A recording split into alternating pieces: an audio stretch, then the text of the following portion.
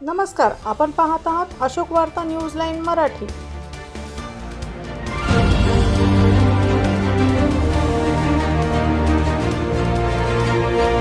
देशामध्ये सर्वाधिक मजबूतीने सहकार जर कुठे रुजला असेल तर तो या महाराष्ट्रामध्ये रुजला, याचा आपल्याला सगळ्यांना आनंद आहे। आज जवळपास 2 लाखापेक्षा जास्त वेगवेगळ्या सहकारी संस्था या आपल्या महाराष्ट्रामध्ये आहेत आणि आपण जर बघितलं तर सर्वात जास्त पेनिट्रेशन सहकाराचं हे महाराष्ट्रामध्ये या ठिकाणी आपल्याला पाहायला मिळतं।